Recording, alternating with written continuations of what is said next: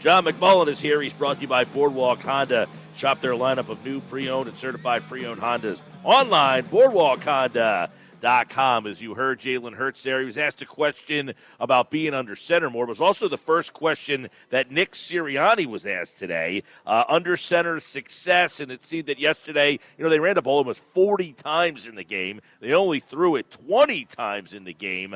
And that's probably, John, one of the more complete wins since back to 2022. I mean, even last year when they had that 10-1 record, this game, they go down, they get back, they get stopped, they took the lead, they get a stop, then they kind of pull away. It was one of their more impressive start to finish win, it seemed like. Yeah, I thought so. I thought it was their most impressive performance of the year by far, to be honest. If you think about you take away that 10-minute drive, which was bad at the beginning of the game, and you started to think, oh, here we go. Joe Burrow's going to complete 85% of his passes and 5 for 5 on third downs and all that kind of stuff. And with this scheme, and they have a history of doing that, and all of a sudden they shut it down from the perspective of, giving up 10 points the rest of the game. But they really changed the game, sandwiching the second quarter and the third quarter with scores, and then they kind of piled on. And it was really impressive in the second half. I think that's what everyone envisioned with all the stars on this offense. Cincinnati didn't know what to do, who to try to control. They could throw the ball, they could run the ball, and that's what the Eagles are envisioning. And it was a pretty good opponent. Not great, but at least better than the Giants in Cleveland, so you can take a little bit more from it, I would say. And certainly with a truly elite quarterback, anytime you're dealing with Joe Burrow, it becomes a problem for most people at some point. So the Eagles did a really good job. They go down early, okay? It's a 10-play or 17-play, 10-minute drive, and it was like the easy button. I mean, they just went right down, and it was what we thought could happen is, hey, this team get the ball out, quick bang, here you go, trouble covering, and they get into the end zone and score. What were the Eagles able to do defensively to make sure that didn't happen the rest of the game?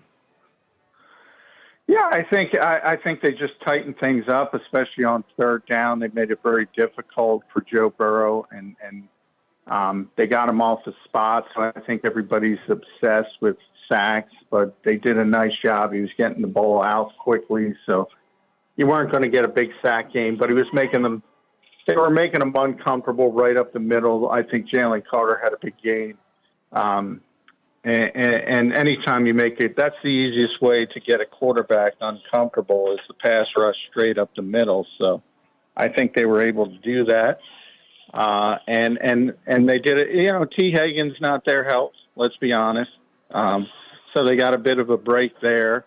And I just think Cincinnati wore down as the game got deeper. And once they got behind, there wasn't much they could do.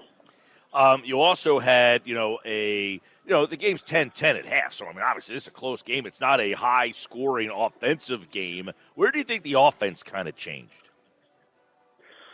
Well, I think that third quarter, I think they got going with Devontae and A.J. a little bit, and then it started opening things up, and then it became, what do we do Cincinnati-wise? Do we try to stop the pass? Do we try to stop the run? And that's, as I said, what they were envisioning when they built this offense. It hasn't necessarily looked like that yet until the second half, and I think that gives people a lot of optimism for good reason. John Mcmullen, Birds 365, Sports Illustrated.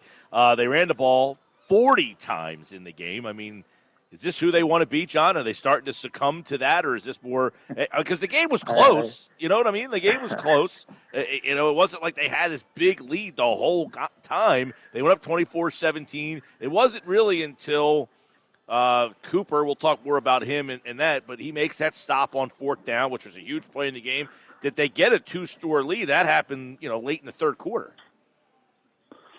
I can see Nick Sirianni's eyes rolling.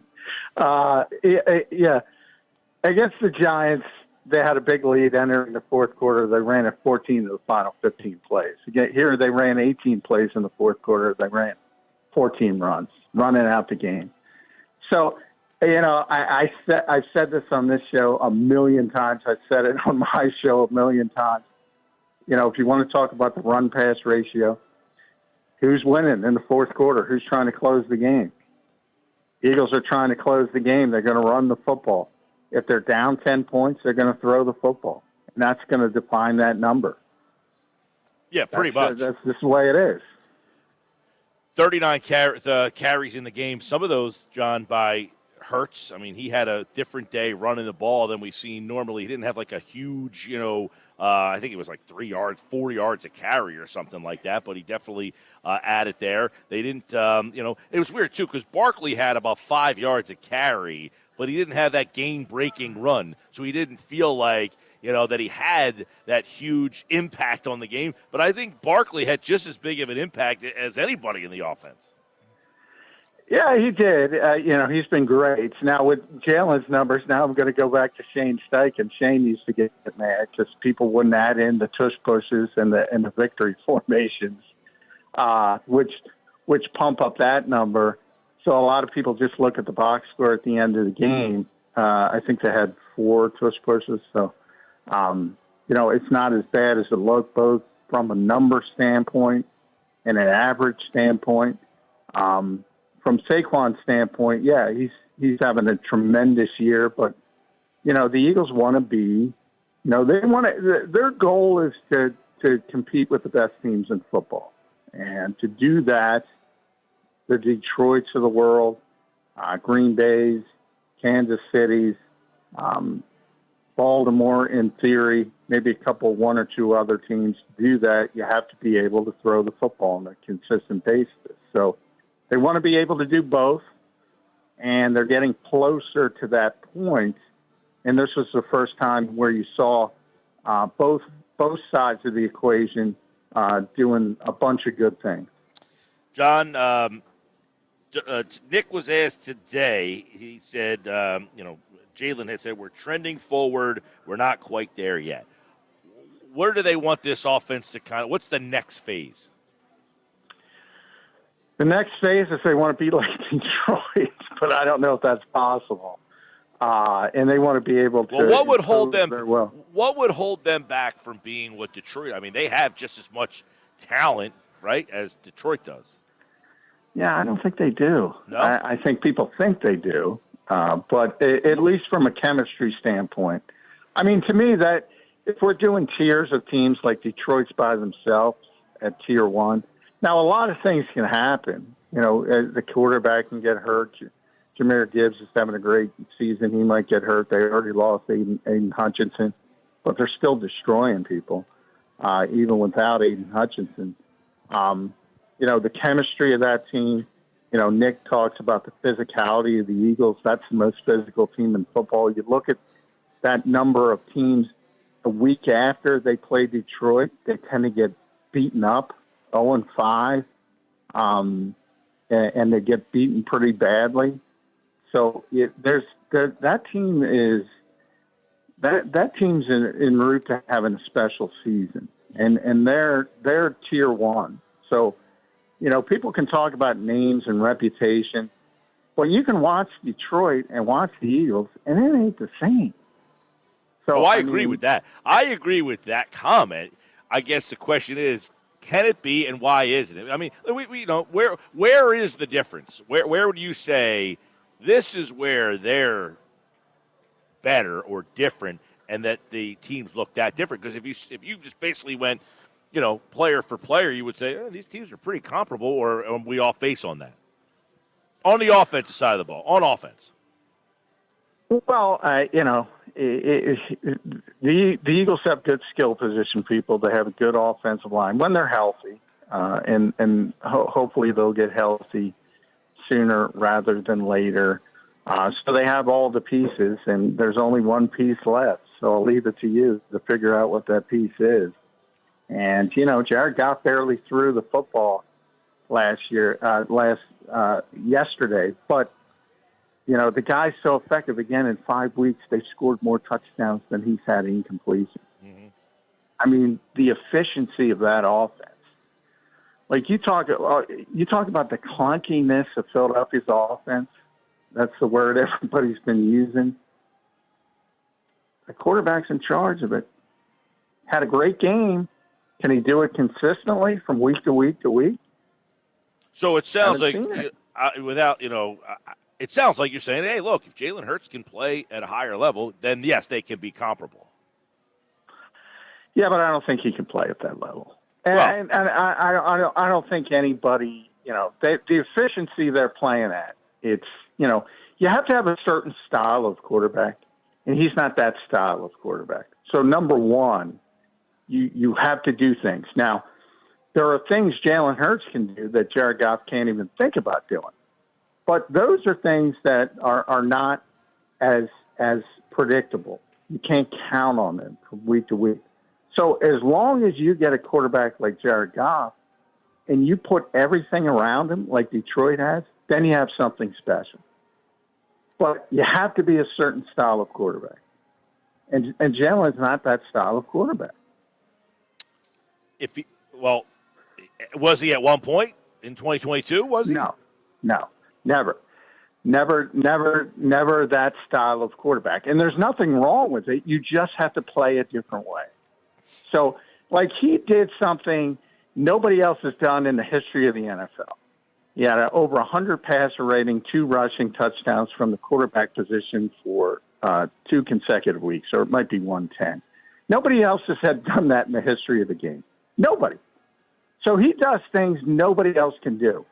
But the style of the offense is not going to look like Detroit's style of offense. It's not going to be as efficient on a consistent basis. And that's just part of it. So you have to win a different way. You asked Nick today about habits, and he said success takes what it takes. And what do you make of that answer? He's very – because everybody's been pushing him on the identity thing, and he's been very, very pushbackish in trying to get people to understand, look, at some point they're going to be behind in the fourth quarter.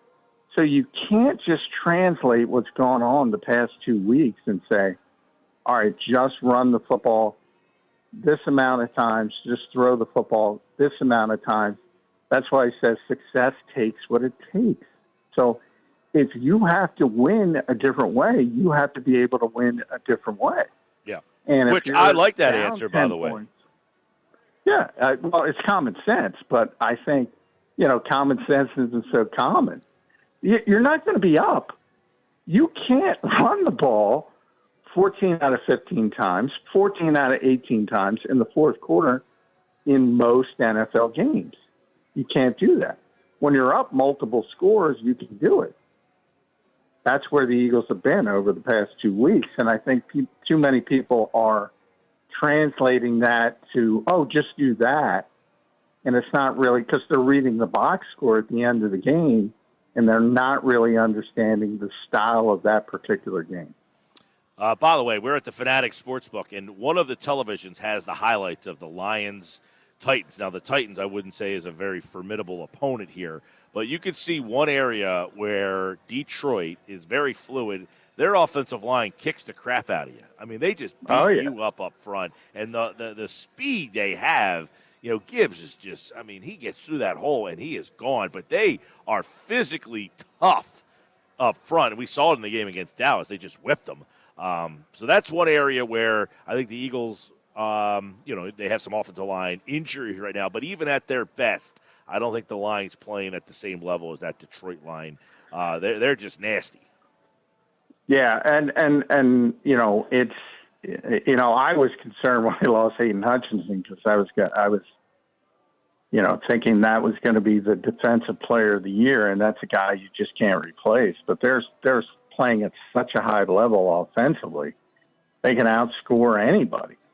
And you're right. Tennessee's a very weak team, but you look at the teams, and the latest was Minnesota. They played Detroit tough. They lost on a last-second field goal, and then they lose to the Los Angeles Rams. And that's been the story of everybody who's played Detroit, is they get beat the next week because they're beaten up, because they get out physical. They're a really impressive team. Now, again, a lot of things can happen.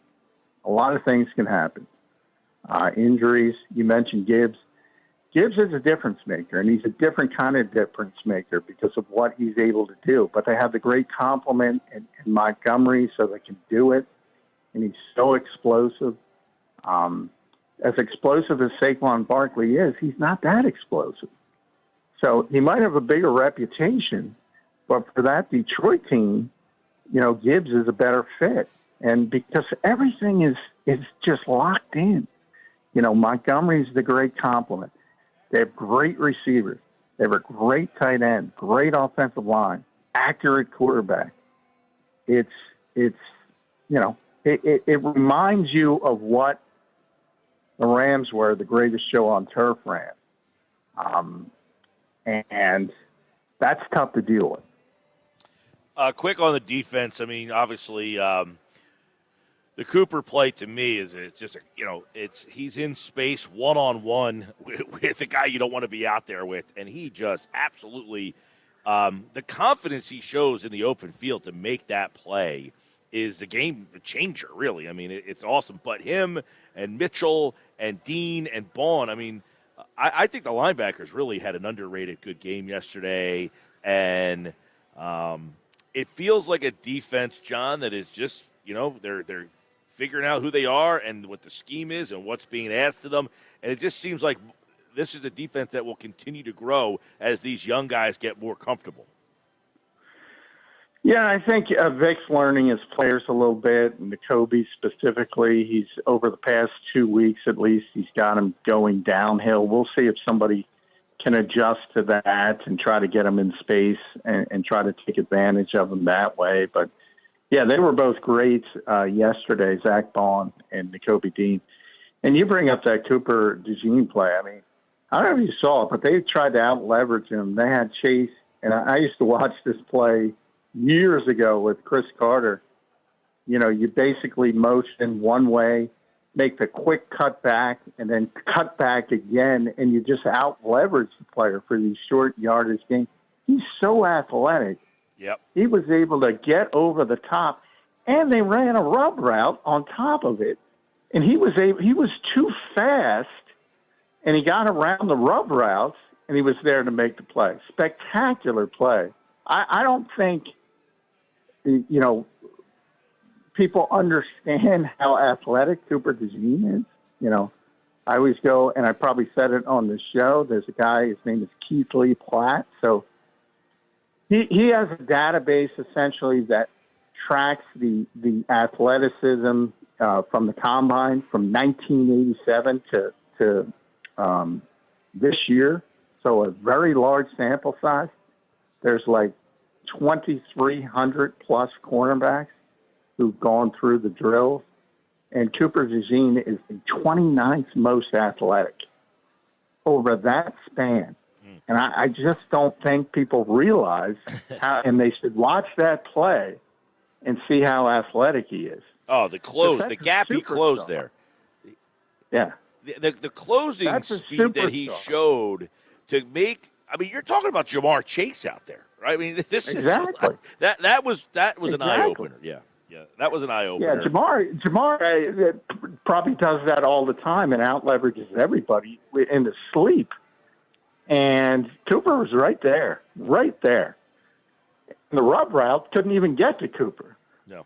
Well, and they're sending him in motion, and they're trying to get you to have to go around everybody, and that you're trying to get him on the momentum, and he's got the momentum, and you don't. You're flat-footed almost, and to accelerate towards him and have to make the tackle. And not only did he make the tackle, he makes the tackle, and it's for a loss. So it was somebody texted in earlier and suggested, that's the kind of, it was almost like a season changing. Who knows what happens if they get that first down there, and you end up kicking the field goal, and finally getting that 2-score game. So good all-around game yesterday. A lot of learning points in that game. A lot more this week. They'll get ready for Jacksonville and then Dallas. And then they got an interesting Amazon Prime has maybe the NFC, I don't want to say the game of the year, but the NFC East game of the year. Normally the networks are trying to get those Eagles-Cowboys Sunday night or Monday night games, but Amazon Prime might have the big one when they play Washington in a couple of weeks. John Mcmullen is with us here on the Sports Bash, as always, as the Eagles win over the Cincinnati Bengals. They improved to 5-2. And they are second place in the NFC East. All right, John, we'll talk to you. We'll check out the practice schedule. I know you talked to Josh back there. We'll set it up for this week.